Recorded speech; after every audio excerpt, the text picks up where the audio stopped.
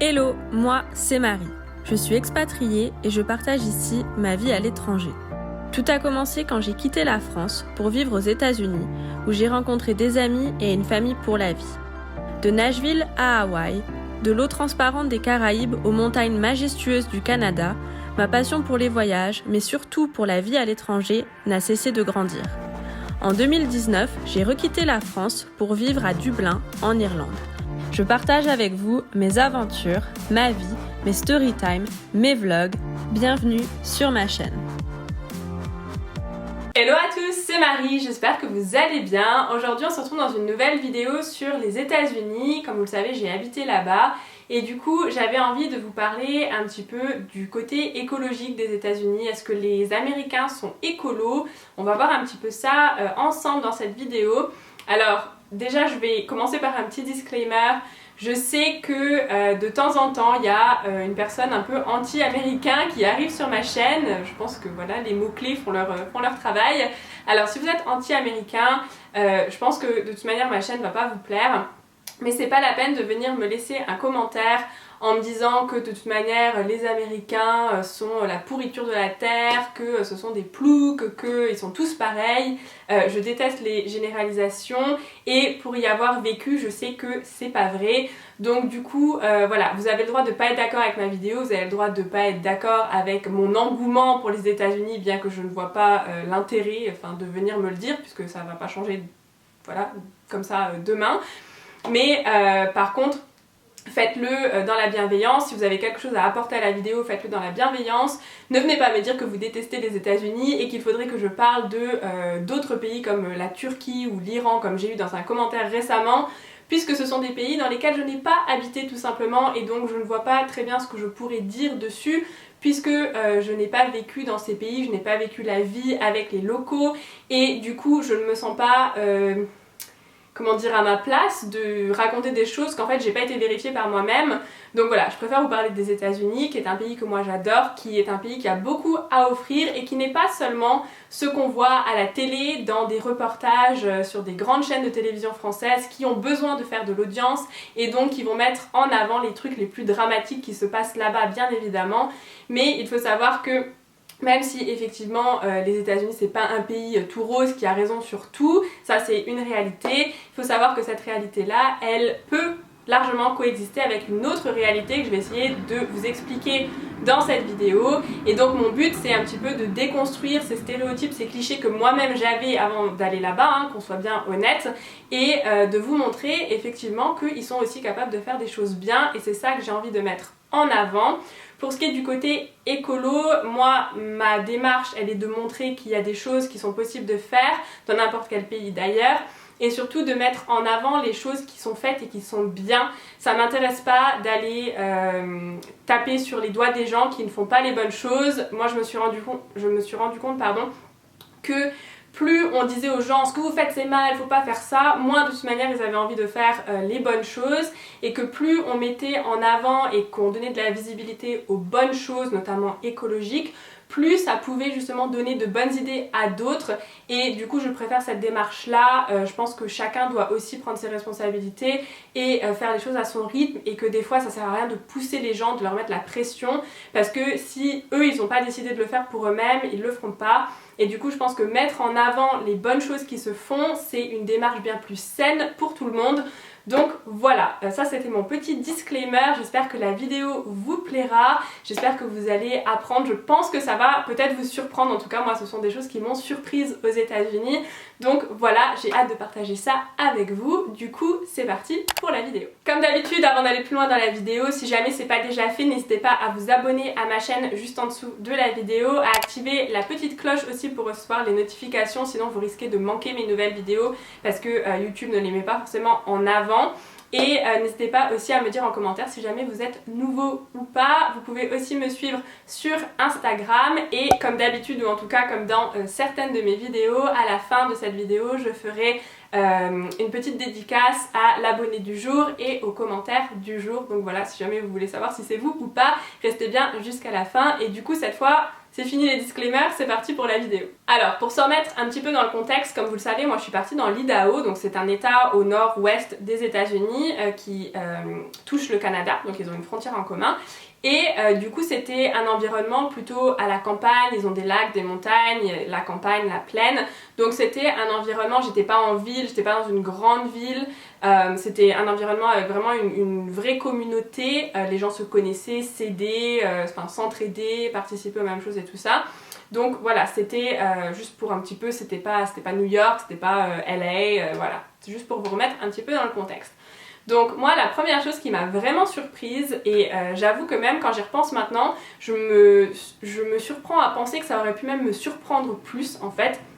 Quand je suis arrivée là-bas et que j'ai commencé à aller au lycée donc dans ma ville, je me suis rendu compte que les jeunes, ce qui peut paraître peut-être un petit peu surprenant pour certains, je me suis rendu compte que les jeunes avaient tous une bouteille d'eau réutilisable. Alors je sais que ça peut paraître maintenant un petit peu anodin, mais il faut savoir qu'à l'époque, donc en fait moi je suis quand même partie il y a 8 ans, hein, donc c'était pas l'année dernière quand même, il faut savoir que moi ça m'avait surprise parce que les bouteilles d'eau réutilisables, vous savez en plastique ou en métal qu'on trouve maintenant partout, à l'époque en France je crois que c'était pas du tout commun, c'était pas du tout quelque chose qui se faisait à grande échelle, les gens achetaient plein de bouteilles d'eau hein, en plastique, nous y compris, et du coup j'avoue que ça m'avait un petit peu surpris et sur le moment je m'étais pas dit ah ouais c'est vachement écolo et tout parce que on parlait pas encore, enfin en tout cas pas autant et c'était pas aussi urgent que maintenant le réchauffement climatique, les problèmes écologiques et tout ça.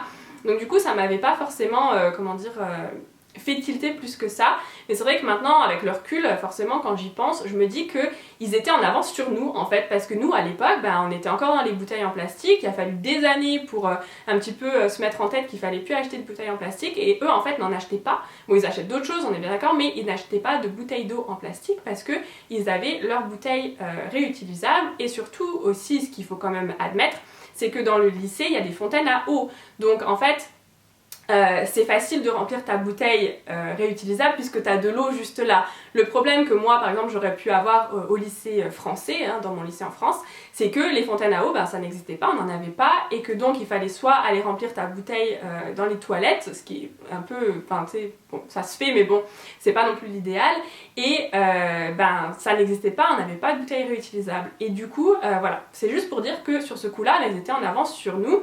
Et d'ailleurs je pense, alors je peux pas assurer à 100% hein, mais je pense que la mode un petit peu des bouteilles réutilisables est aussi venue avec le développement des youtubeuses américaines sur YouTube qui en avaient tout le temps, qui régulièrement font un peu la pub pour leurs bouteilles réutilisables, et que ça a peut-être un petit peu lancé la mode, peut-être qu'avant en fait c'était pas très cool d'en avoir une, et que maintenant c'est devenu cool, on voit toutes sortes de bouteilles réutilisables qui se font maintenant, même des bouteilles vous savez en bambou ou en matériaux vraiment naturels, et du coup je pense que ça va peut-être lancer une certaine mode, mais en tout cas c'est très bien que ça se soit développé à mon sens, et il faudrait peut-être, alors je sais pas si ça existe dans votre lycée, si jamais ça existe dites-le moi en commentaire, mais il faudrait peut-être aussi penser à mettre des fontaines à eau, parce que justement ça évite aussi peut-être même d'avoir une bouteille tout simplement, parce que tu peux juste boire à la fontaine en appuyant sur le bouton, et du coup t'as pas besoin de contenant, donc c'est encore mieux pour l'environnement. Mais voilà, tout ça pour dire que sur ce coup là je pense qu'ils étaient peut-être un peu en avance sur nous.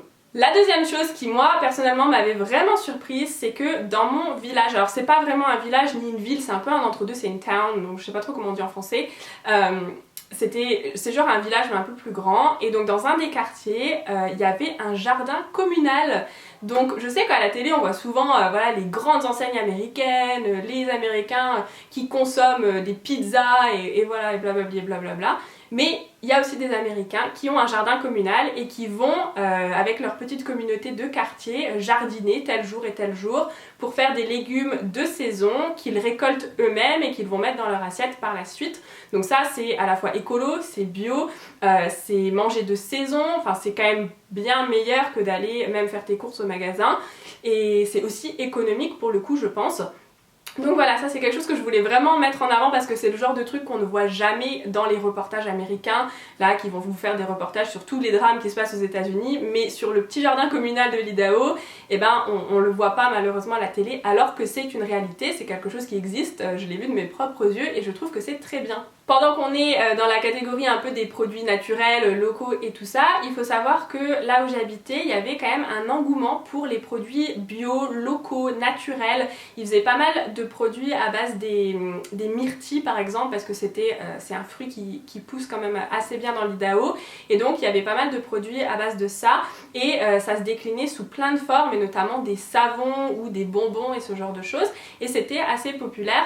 Donc tout ça pour vous montrer que les Américains ne vont pas, encore une fois, acheter que dans les grandes enseignes, qu'il y a quand même des Américains qui se tournent vers des produits plus locaux, fabriqués par peut-être quelqu'un du quartier ou quelqu'un de la région, et du coup c'est mieux, c'est bio, c'est local, ça fait tourner aussi de l'économie locale, qui je pense est importante, surtout quand on va dans une démarche un peu plus éthique et écologique, et on voudrait un peu se distancer des grandes enseignes qui vont faire produire en Chine ou dans des pays où les enfants travaillent et sont mal payés, sont maltraités, etc. C'est aussi bien de se tourner vers du local pour plein de raisons que je viens de citer notamment. Et du coup ça aussi j'avais envie de le mettre en avant. Une autre chose qui m'avait aussi un peu surprise, c'est que aux États-Unis ils ont ce qu'on appelle ce que nous on appelle des magasins de seconde main, et ce que eux appellent des thrift stores. Donc je sais pas si vous écoutez Macklemore, mais il y a une chanson qui s'appelle comme ça.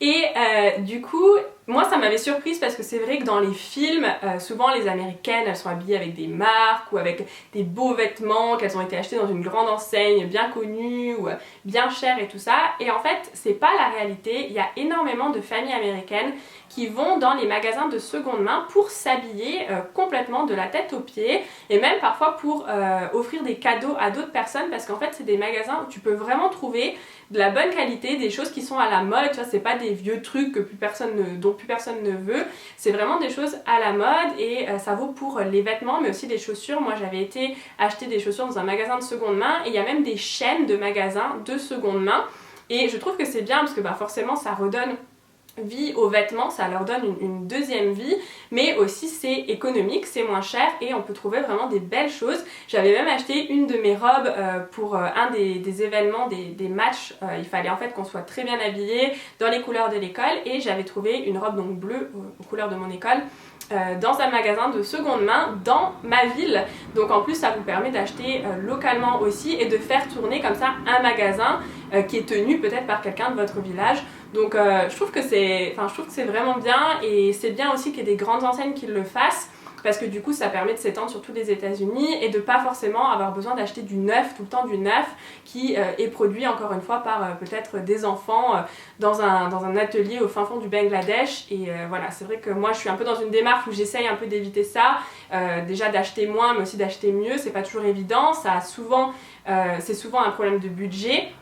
Et du coup, les magasins de seconde main, je pense que ça peut être une bonne solution, et tout ça pour vous dire que c'est quand même assez commun, assez courant aux États-Unis. Ensuite, j'avais envie de dire un mot quand même sur leur mode de consommation de manière générale. J'entends souvent que les Américains, c'est les plus gros pollueurs. Bon, ils ont quand même une tendance à consommer énormément, hein. Ça, c'est pas quelque chose qui est faux, c'est pas un cliché, c'est la réalité. Mais au-delà de ça, malgré leurs grandes enseignes et malgré leur côté un petit peu consommateur de folie, ils ont quand même plein de petites enseignes localement où ils peuvent faire leurs courses, acheter ce qu'ils ont besoin, faire tourner vraiment l'économie locale. Et c'est quelque chose qui, dans ma ville, était très apprécié. Enfin moi limite ça m'étonnait presque, parce que c'est vrai qu'on entend souvent parler des grandes enseignes américaines, mais là vraiment ils privilégiaient d'aller dans leurs restaurants locaux qui ne sont pas des chaînes, leur café local même. Ils préféraient aller dans un café local qui n'est pas une chaîne dont personne ne connaît vraiment le nom, plutôt qu'aller à Starbucks, ce genre de choses. Ils trouvaient que c'était meilleur, que la qualité est meilleure, que c'est mieux pour l'économie locale, etc. Et du coup, cet engouement pour les petits commerces locaux, c'est quelque chose qui existe, et je trouve que c'est pas forcément reflété dans les reportages ou à la télé, etc. À part, je viens juste d'y penser, dans les téléfilms de Noël. Si vous regardez les téléfilms de Noël qui nous passent sur vous savez quelle chaîne, eh bien on va les voir aller chercher un café vraiment au café du coin, ou même dans les frères Scott. J'arrête pas de vous parler des frères Scott en ce moment, mais Karen par exemple, elle tient vraiment un café local, et ça par contre c'est pas des clichés, ça existe vraiment, et les Américains préfèrent vraiment aller vers ce genre de petits commerces locaux, en tout cas dans ma ville, que d'aller dans des grandes enseignes connues ou des chaînes très connues. Et ensuite, l'avant-dernière chose dont je voulais vous parler, c'est ces fameuses fast track. Donc c'est des voies rapides sur les autoroutes. Alors ça existe dans plusieurs états, mais notamment là où moi je l'ai vu vraiment, c'était à Los Angeles. Donc en fait, si vous voulez, vous avez l'autoroute. Il y a en général au moins 3 ou 4 voies quand même autour de Los Angeles, c'est quand même assez large. Et vous avez une voie sur la gauche qui est réservée aux voitures qui ont le conducteur plus au moins un passager. Donc il faut être au moins 2 dans la voiture. Et donc c'est réservé quand même à du covoiturage si vous voulez, entre guillemets, et ça vous permet d'aller plus vite et de dépasser vraiment tout le monde. Et en fait cette voie là elle est vraiment réservée que si vous faites du covoiturage. Donc ça vous permet à vous d'aller plus vite, de dépasser toutes les voies qui sont un peu plus lentes, et en même temps ça permet à ce que vous rentabilisez entre guillemets l'utilisation de votre voiture en emmenant d'autres personnes avec vous. Et si jamais vous n'êtes que un par exemple et que vous êtes pris sur cette voie, vous allez avoir une amende.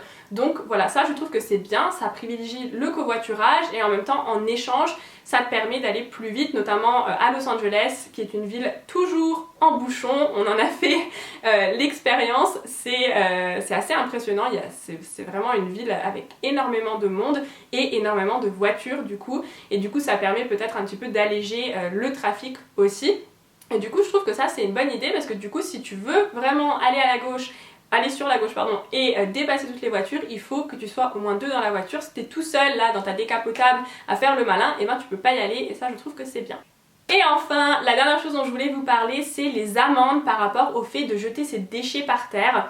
Alors il faut savoir qu'aux États-Unis c'est très strict par rapport à ça, ils appellent ça littering, et c'est un mot que j'ai appris là-bas parce que c'est vrai que je sais pas si en français on a vraiment un mot pour ça à part voilà, polluer avec ses déchets, je suis pas sûre.